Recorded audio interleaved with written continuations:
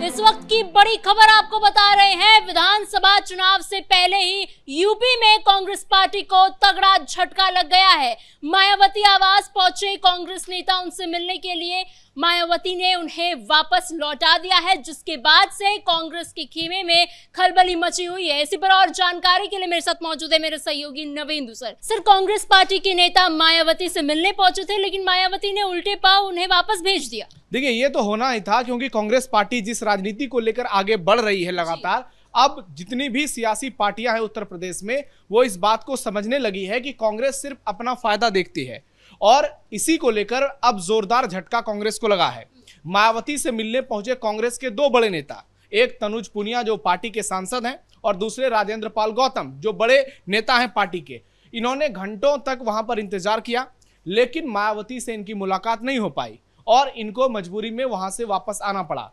और जब इनसे सवाल पूछे गए तो इन्होंने जवाब दिया कि मायावती की तबीयत ठीक नहीं थी, और इसी तरीके के कुछ और बहाने भी बनाए। लेकिन यहाँ सबसे बड़ा सवाल है कि आखिरकार मायावती ने इन्हें लौटाया क्यों, मायावती ने इन्हें मुलाकात का समय क्यों नहीं दिया। तो इसके लिए आपको थोड़ा पहले जाने की जरूरत है। अब से कुछ दिन पहले ही मायावती ने एक प्रेस कॉन्फ्रेंस किया था अपने जन्मदिन के मौके पर, और उन्होंने कहा था कि आगामी चुनाव को लेकर के बीएसपी जो है अपना रवैया क्लियर कर देती है कि पार्टी किसी भी दूसरे दल के साथ उत्तर प्रदेश में गठबंधन नहीं करेगी। वो वैसे भी बहुत कोशिश कर रहे थे कि किसी तरह से मायावती से गठबंधन हो जाए, लेकिन मायावती का स्टैंड क्लियर है कि इस बार पार्टी जो है एकला चलो के वादे पर आगे बढ़ेगी। जो बार बार वो बातें कर रही है कि इस बार बीएसपी जो है अकेले चुनाव लड़ेगी, क्योंकि पार्टी का अपना जनाधार है।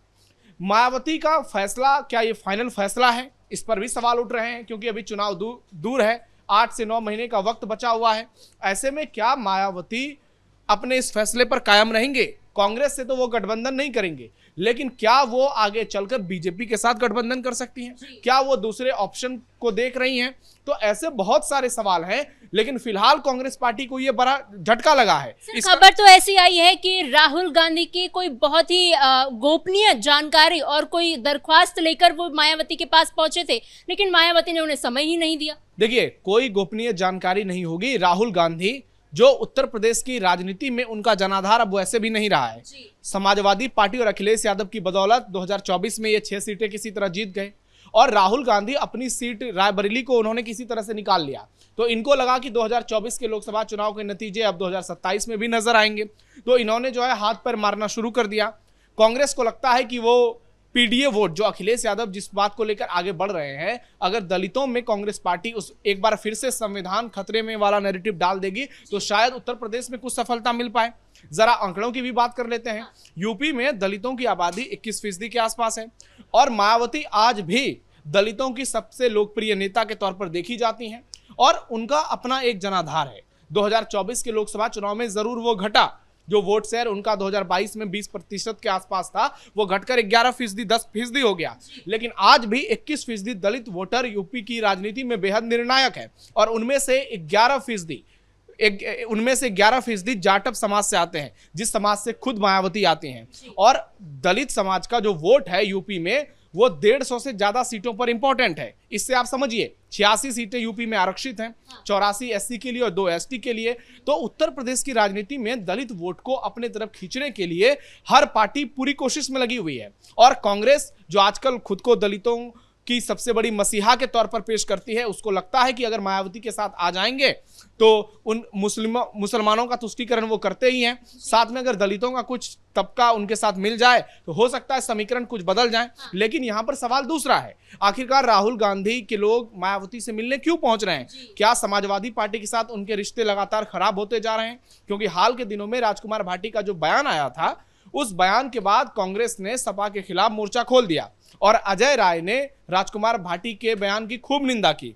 उसके बाद उत्तर प्रदेश में समीकरण थोड़े बदलते हुए नजर आ रहे हैं, और हाल के दिनों में कई और मुद्दे ऐसे देखने को मिले जब समाजवादी पार्टी और कांग्रेस दोनों का पक्ष जो है अलग अलग रहा। तो अब सवाल यह उठ रहा है, क्या कांग्रेस पार्टी और समाजवादी पार्टी का गठबंधन यूपी में नहीं होगा? क्या यह गठबंधन जो चल रहा था वो समाप्त हो चुका है? इसलिए कांग्रेस जो है वो बीएसपी के पास लगातार जा रही है, लेकिन मायावती ने पार्टी के दोनों बड़े नेताओं को लौटाकर यह साफ कर दिया कि फिलहाल वो कांग्रेस पार्टी के साथ गठबंधन नहीं करेंगे। अब अखिलेश यादव की ओर से अभी एक चैनल में वो इंटरव्यू दे रहे थे, उन्होंने कहा कि कांग्रेस के साथ हमारा जो गठबंधन चल रहा है वो आगे भी जारी रहेगा। लेकिन दोनों घटनाओं को आप देखिए कि एक और अखिलेश यादव बयान देते हैं और दूसरी तरफ कांग्रेस पार्टी के नेता मायावती के घर पहुंचते हैं। तो क्या उत्तर प्रदेश की राजनीति में सब कुछ सही चल रहा है? क्योंकि कांग्रेस और सपा के बीच अगर सब कुछ सही होता तो कांग्रेस फिर बीएसपी के साथ गठबंधन करने के लिए कोशिश क्यों करते? ऐसा तो नहीं होगा कि मायावती सपा कांग्रेस के साथ मिलकर चुनाव लड़ेंगी। बार बार उन्होंने इस बात को खारिज किया है और कहा है कि बीएसपी जो है वो अकेले ही आने वाले चुनाव में लड़ाई लड़ेगी। सर, लेकिन कांग्रेस कहीं ना कहीं ये हमेशा कहती रहती है कि बीजेपी को हराने के लिए सारे जो विपक्षी दल है उनको साथ आना पड़ेगा। तो क्या ये एक वही कदम था कि ये बीएसपी और अखिलेश यादव की समाजवादी पार्टी दोनों को साथ लेकर कांग्रेस एक और गठबंधन बनाए? देखिए, कांग्रेस पार्टी अलग तरीके से काम करती है और जो क्षेत्रीय पार्टी है उसका कामकाज का तरीका अलग है। बहुत सारी ऐसी पार्टियां हैं जो कांग्रेस के दबाव में काम नहीं कर सकती है। कांग्रेस पार्टी की ऐसी आदत हो गई है कि वो जिस राज्य में चुनाव लड़ती है, जो उसकी औकात है सियासी तौर पर, वो उससे ज्यादा सीटों की पहले तो डिमांड करती है। उसके बाद स्थिति ऐसी होती है कि ज्यादातर सीटों पर उसके पार्टी के नेताओं के जमानत जब्त हो जाते हैं। हमने बिहार में देखा और बहुत सारे स्टेट में देखा है, लेकिन उसके बावजूद कांग्रेस को ज्यादा सीटें चाहिए। तो कांग्रेस पार्टी के इसी रवैये से दूसरी पार्टी हमेशा परेशान रहती है। और इस बार तो राहुल गांधी को लग रहा है कि 6 सीटें वो 2024 में जीते हैं, तो उस हिसाब से यूपी में अखिलेश यादव के सामने बार्गेनिंग वो कर सकते हैं। लेकिन उनको इस बात का भी डर है कि यूपी में अखिलेश यादव भी उसी तरीके से आगे बढ़ेंगे जैसे तेजस्वी यादव बिहार में आगे बढ़ रहे थे। ऐसे में उनको लग रहा है कि बीएसपी के साथ अगर जाएं तो हो सकता है सीटों का जो आंकड़ा है वो बढ़ जाए। लेकिन सबसे बड़ा सवाल यही है कि ज्यादा सीटों पर लड़ने के कारण क्या कांग्रेस पार्टी को ज्यादा वोट मिल जाएगा?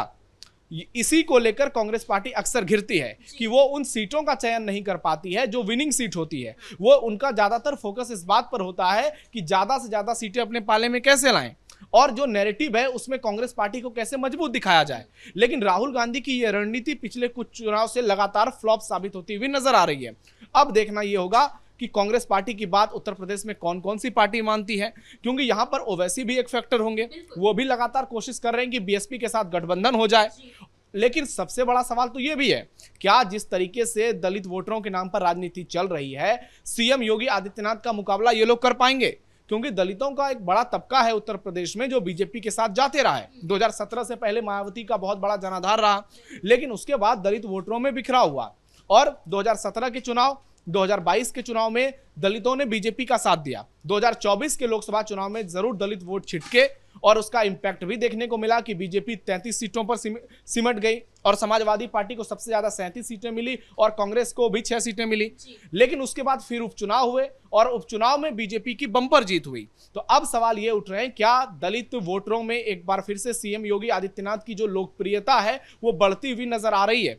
क्योंकि अभी पश्चिम बंगाल के चुनाव नतीजे हुए हैं, वहां हिंदुत्व की बातें हुई हैं। तो ये सब फैक्टर भी उत्तर प्रदेश की राजनीति में है। और सबसे बड़ी बात है कि दलित समाज के लिए जितना काम सीएम योगी ने किया है उतना काम किसी और नेता ने पहले नहीं किया था। सर, ये चुनौती तो कांग्रेस के सामने है ही, लेकिन ऐसे में एक और चीज देखने को मिल रही है कि जब राहुल गांधी एयरपोर्ट पहुंचे, वहां पे यूपी के कांग्रेस प्रदेश अध्यक्ष उनका स्वागत करने के लिए आए हुए थे, तो उन्हें राहुल गांधी से मिलने तक नहीं दिया गया। इससे ये सामने आ रहा है कि कांग्रेस पार्टी में कहीं ना कहीं फूट दिखाई दे रही है। देखिए, कांग्रेस में तो फूट है और ये जग जाहिर है, और सिर्फ यूपी की बात नहीं है, केरल से लेकर कर्नाटक तक और बिहार तक जहां भी कांग्रेस पार्टी इस वक्त है वहां कांग्रेस में अंदरूनी कलह सार्वजनिक हो चुकी है और पार्टी में अक्सर टूट देखने को मिलती है। बिहार में जब राज्यसभा चुनाव हुए तो 3 कांग्रेस विधायक ने बीजेपी एनडीए समर्थित उम्मीदवार के पक्ष में वोटिंग कर दी।